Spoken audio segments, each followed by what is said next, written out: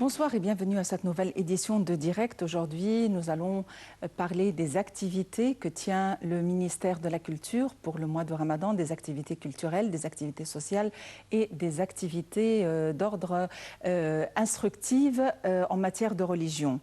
Mais avant, passons au crash de l'avion Egypt Air qui s'est abîmé en mer il y a quelques jours. Des morceaux de la carlingue ont été localisés sur plusieurs sites. Des débris de la carlingue de l'avion d'Egypt Air qui s'est abîmé en Méditerranée le 19 mai dernier ont été localisés sur plusieurs sites, a annoncé hier soir la commission d'enquête égyptienne, alors que le temps est compté pour retrouver les boîtes noires qui cesseront d'émettre le 24 juin. Plus d'éclaircissements dans ce compte rendu.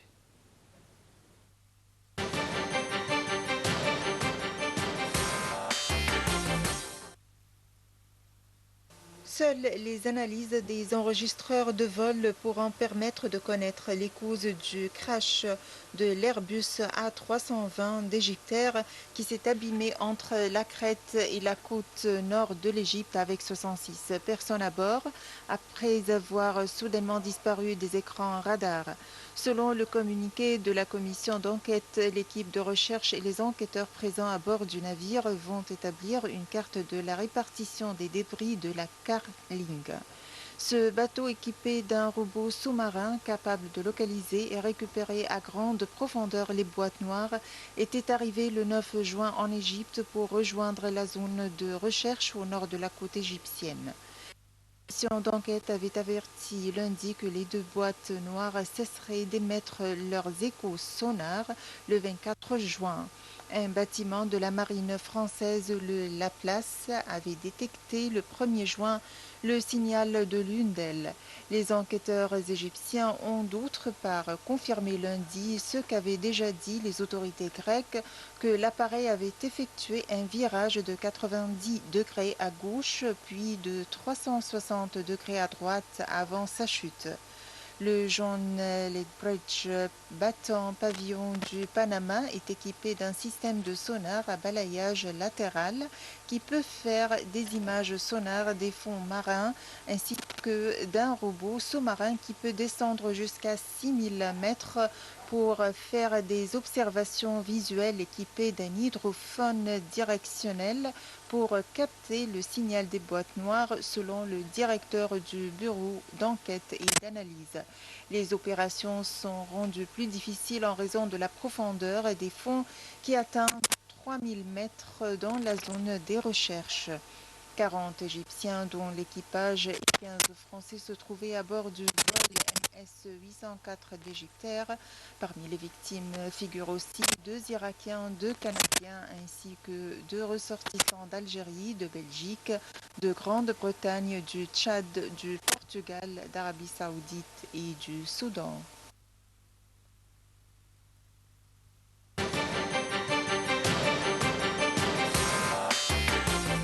Dossier yéménite, 8 semaines de pourparlers de paix et cependant la méfiance persiste.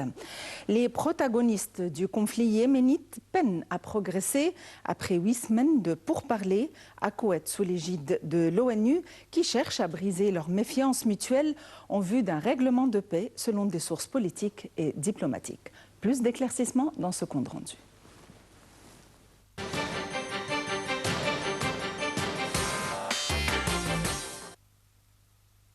Faire des concessions est le leitmotiv du médiateur de l'ONU, Ismail Ould Ahmed, qui avait prévenu dès l'ouverture des négociations le 21 avril qu'un échec n'est pas permis dans un pays où la guerre a fait plus de 6400 morts et 30 000 blessés en près de 15 mois. Après de laborieuses concertations avec les négociateurs yéménites et des diplomates de pays parrains des pourparlers à Koweït, le médiateur de l'ONU a élaboré début juin un projet de plan de paix en 3 points qu'il a soumis aux délégations selon des sources gouvernementales et diplomatiques. Ce plan prévoit l'abrogation de la déclaration constitutionnelle et la destitution du comité révolutionnaire ayant marqué la prise du pouvoir par les Houthis le 21 septembre 2014 au terme de leur coup de force contre le gouvernement du président Abderrabou Mansour Hadi. Une commission militaire serait formée pour superviser la restitution par les rebelles des armes lourdes et moyennes saisies à l'État et le retrait des zones conquises par la force, dont la capitale Sanaa et ses environs, toujours selon ce projet. Le gouvernement, aujourd'hui basé à Aden, reprendrait ses quartiers à Sanaa dans un délai de 2 mois et le président Hadi proclamerait alors une amnistie générale. Le cabinet de M. Hadi laisserait ensuite la place à un gouvernement de partenariat national, ouvrant la voie à la reprise du processus politique pour une période transitoire de 2 ans. Les négociations directes qui ont repris lundi après une interruption de près de 2 semaines se poursuivent sur les questions militaires et sécuritaires, a déclaré mercredi Ismail Wilcher Ahmed.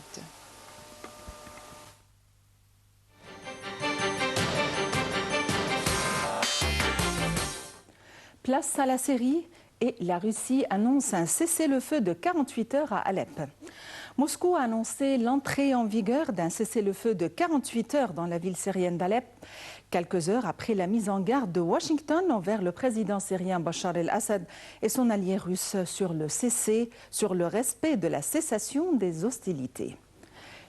Est-ce que ces traités seront respectés ou pas? Les détails avec Salih Hamed.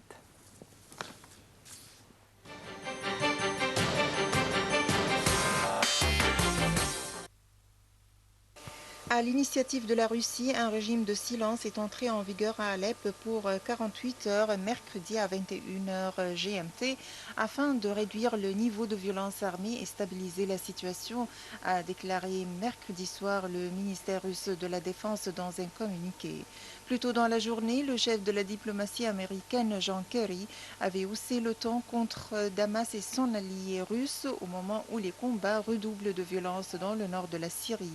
Il est manifeste que la cessation des hostilités est menacée et qu'il est crucial d'instaurer une vraie trêve, avait-il déclaré à Oslo, en référence à une trêve instaurée à l'initiative de Moscou et Washington le 27 février, dont les groupes terroristes sont exclus mais qui est régulièrement violée depuis avril.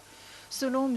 Kerry, les États-Unis sont aussi prêts à demander des comptes aux groupes armés, les membres de l'opposition soupçonnés d'exactions ou qui continuent les combats en violation du cessez-le-feu. À Washington, le porte-parole du département d'État, John Kirby, a souligné que M. Kerry avait exprimé de la frustration et il a une nouvelle fois averti que les États-Unis examinaient activement les options à leur disposition. Sur le terrain, les combats continuent. Au moins 70 combattants ont été tués en 24 heures dans des affrontements entre forces du régime et rebelles alliés à des terroristes au sud d'Alep, a indiqué l'OSDH. Les forces pro-régime, appuyées par des raids de l'armée de l'air syrienne et de l'aviation russe, sont parvenues à reprendre Zetan et Khalassa, 2 villages qu'elles avaient perdus quelques heures plus tôt au sud-ouest d'Alep. Au nord d'Alep, le régime a pilonné le principal axe de ravitaillement des rebelles et la région d'El Melah, selon l'OSDH.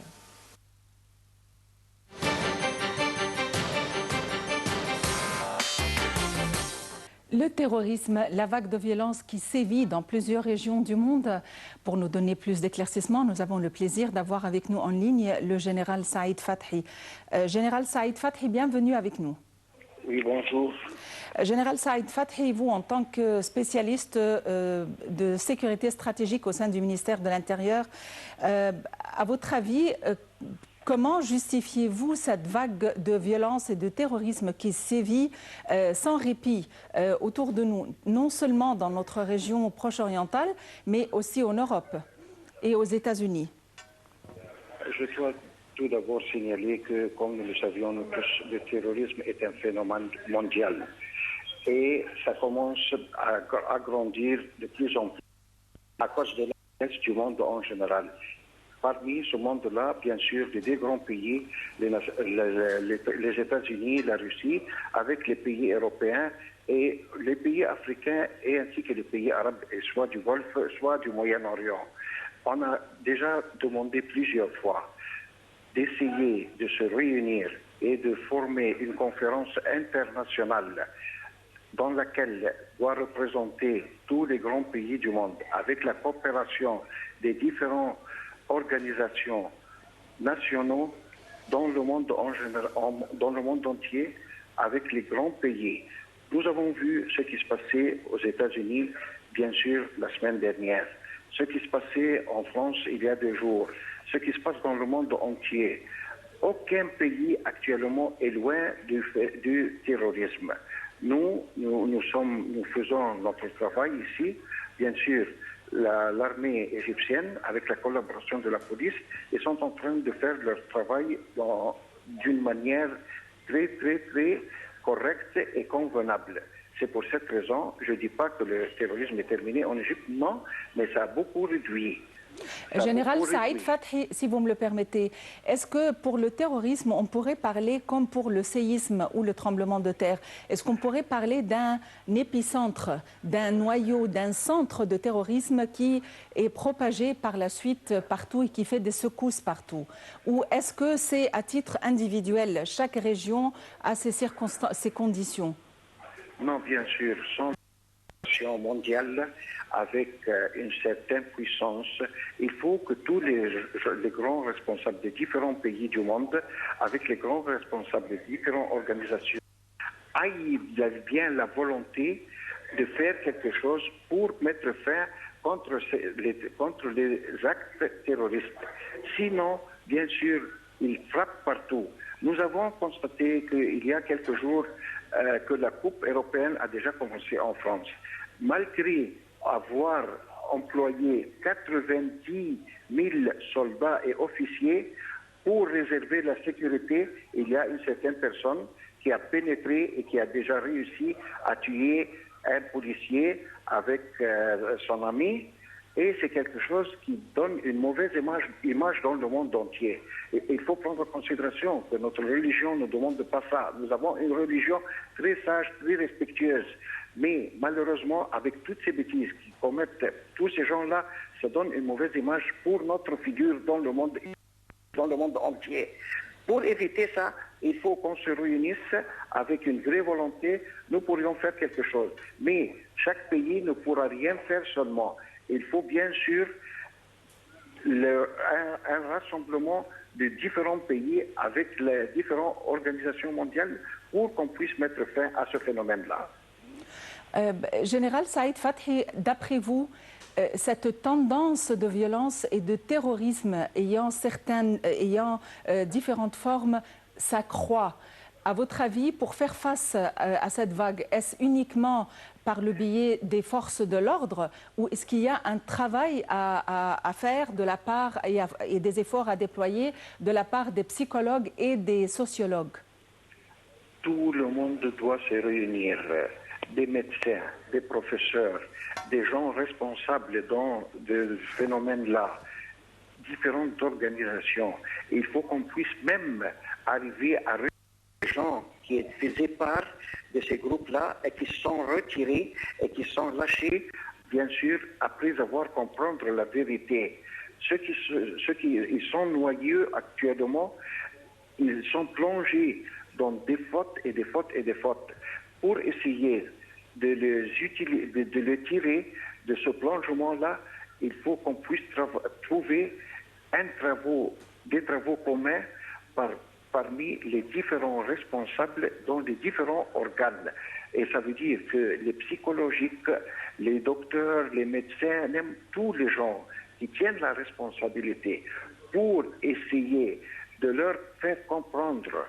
Mais je ne crois pas qu'ils pourront comprendre facilement car ce n'est pas quelque chose qu'ils pourront accepter d'une manière facile. Ça, ils ont eu leur psychologique, leur idée, leur phénomène, leur compréhension. C'est ça, c'est pas facile de les changer actuellement. Mais il faut qu'on puisse essayer, nous, en tant que grands responsables dans les différents endroits, de mettre fin, essayer de mettre fin, selon des plans et des stratégies que nous devions employer. Général Saïd Fathi, vous êtes responsable de sécurité stratégique au sein du ministère égyptien de l'Intérieur. Merci d'avoir été avec nous. C'est moi qui vous remercie.